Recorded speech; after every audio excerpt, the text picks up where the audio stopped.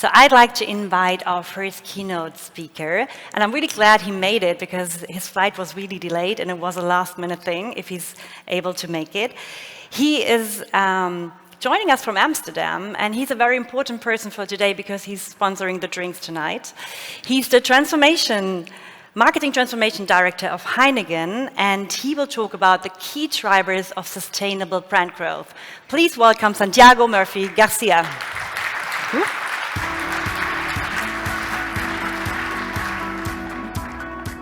Hi. Yeah, I was actually supposed to land at 9 a.m., but technology was not on my side. So first something broke on the plane, and we had to change planes, but then something broke on the systems that they use to plan a plane change, which is terrible, double failing technology.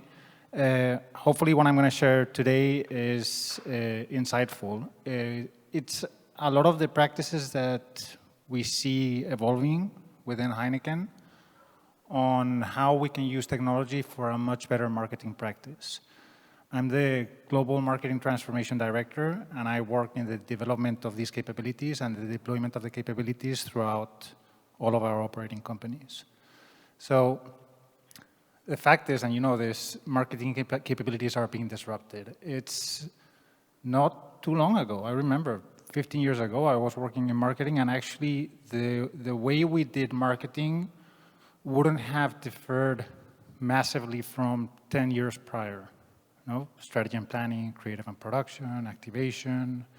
Then came mobile, and it started to change a little bit, a few things. But what changed was the medium. Now, the transformation now is a lot deeper because it's not just changing the environment we market to, it's also changing what is available for us to do the work. And there is a lot of technology out there that actually is allowing us to make our job much more efficient and much more effective. By many different studies and also our own observations, you can save 1/3 of the time and effort and still obtain much better results. So what I'm going to share today is just a highlight of some of the things that we're doing and that excite us the most, but it's short from everything that we're doing because this area is massive. We have a global commerce university, and we intentionally invest in the development of capabilities. Now, when we talk about the GCU, people think about learning and development. So that's what we call competencies, knowing how to do things, knowing what you have to do. But from knowing what to do to being enabled to do it, there's a big step. So our capability is much more than the competency itself. It also requires proper workflows with processes and governance. It also requires the right kind of people. It requires the right kind of rewards and recognition. It requires the right technology and data. So alongside our Global Commerce University, we have a very strong transformation function, which is the one that I work in, which enables these competencies to become actually capabilities at work. Now, for sustainable brand growth, we need organizational excellence. What does this mean? So this means that across culture, leadership, strategy, processes, you need to do things in an exceptional way. And when we think about doing things in an exceptional way, we think about 3 elements that need to show up. And these are science, art, and courage.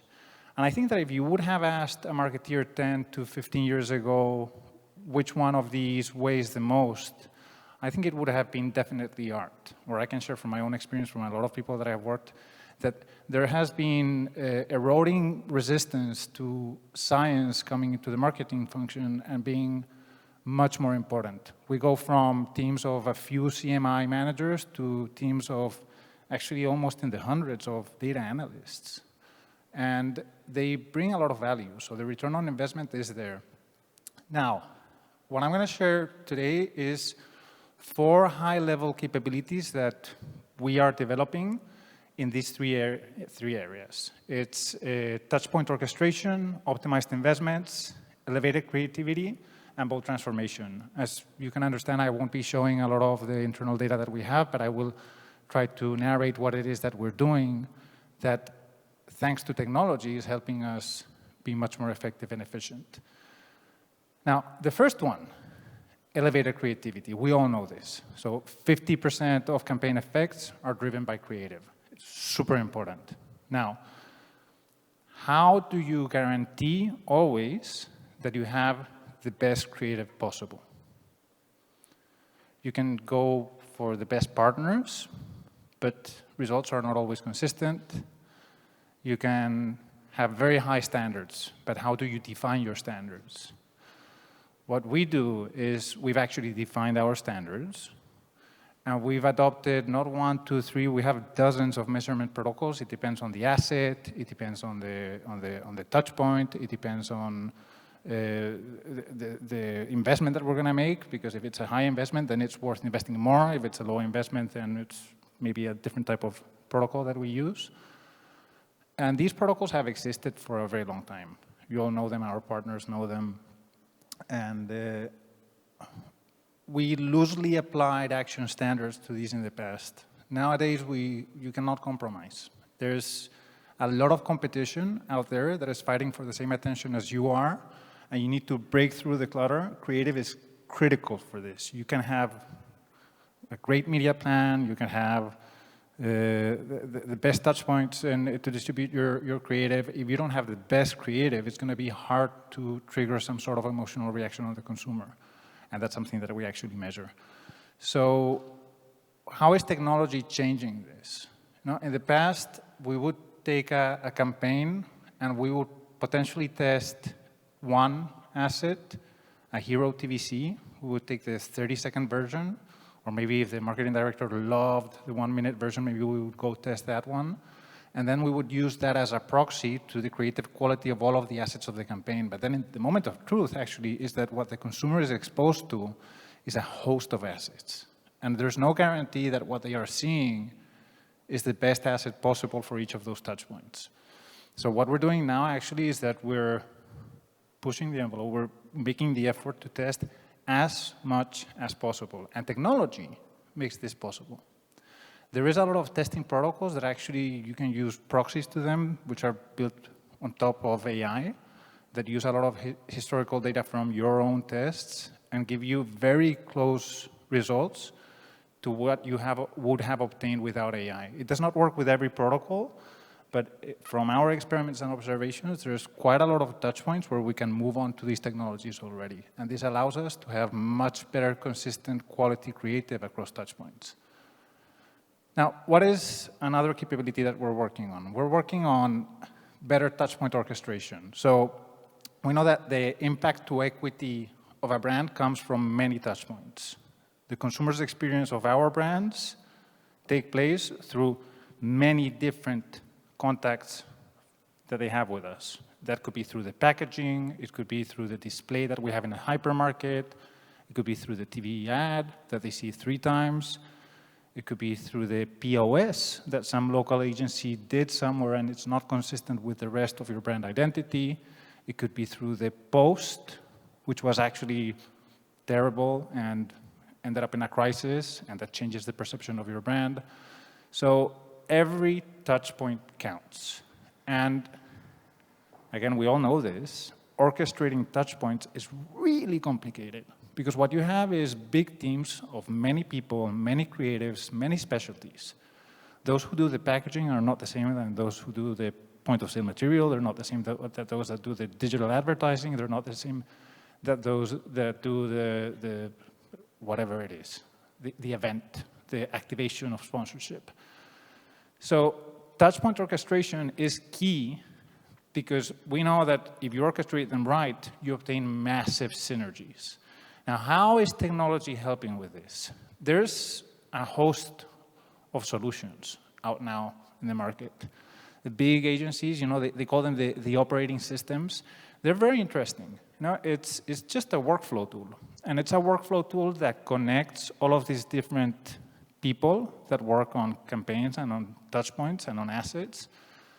And these workflow tools also tie into things like your digital asset management system. They also tie into the learnings of your marketing mix models. They also tie into the insights engines that you use.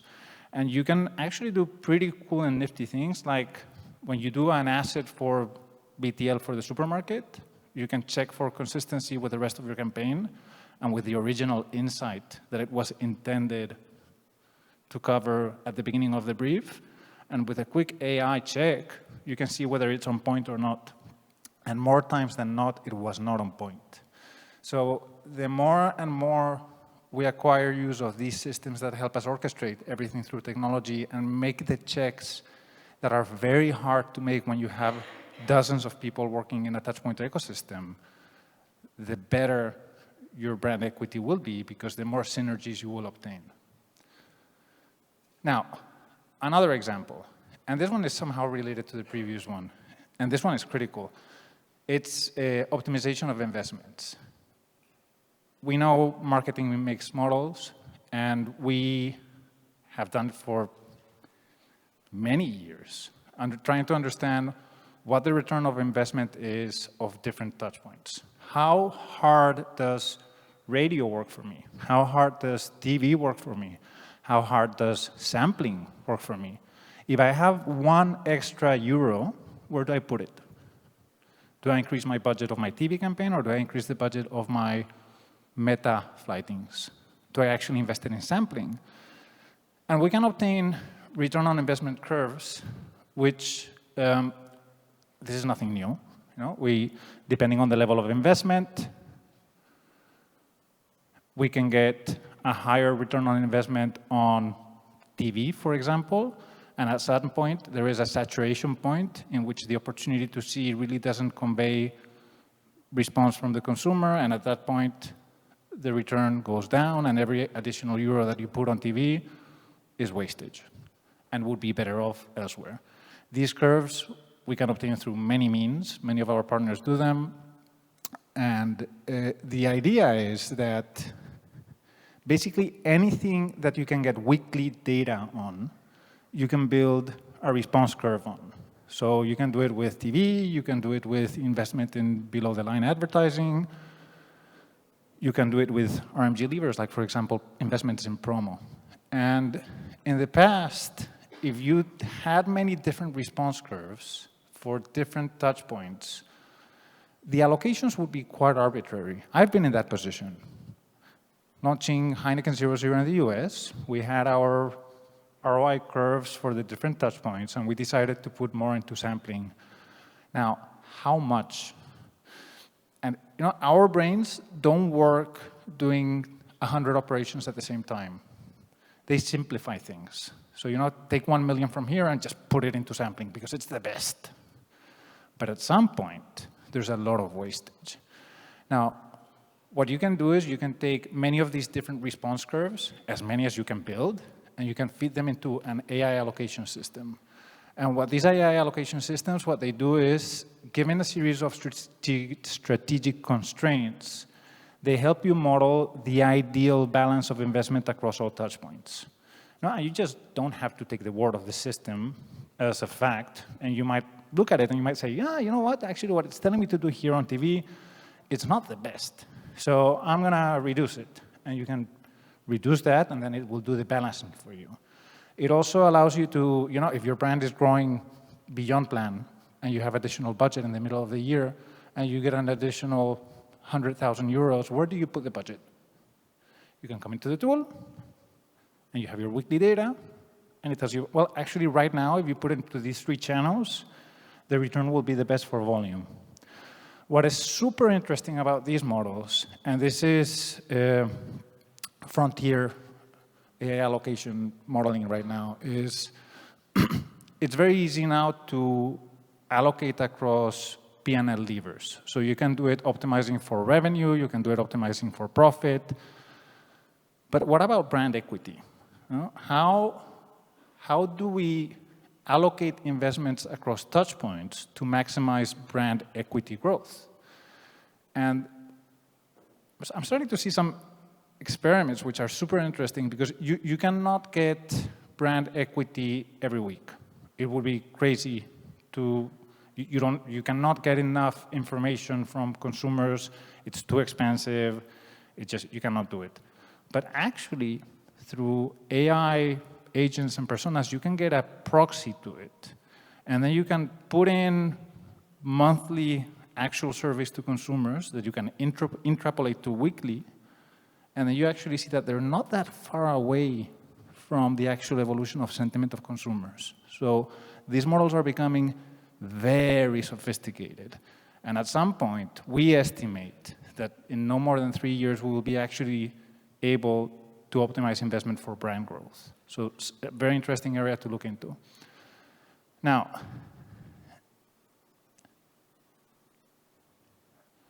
doing all of this, so as I said, we have a global commerce university that we know what we need to do, but actually getting it done is very complicated, and getting from the status quo of how we did marketing not that far ago. It wasn't that long ago. It was 15 years ago we were operating like this, to actually how we need to operate from already now takes a lot of effort. So for us, the big aha in the last few years has been that in order to make this transition, you need really strong transformation practices, because changing the way you work requires a lot of project management, change management, and repetition, and also taking people by the hand. So we have our standardized transformation process that starts by having a bold objective and ideating the different solutions that we need to put together, the different capabilities that we want to improve in.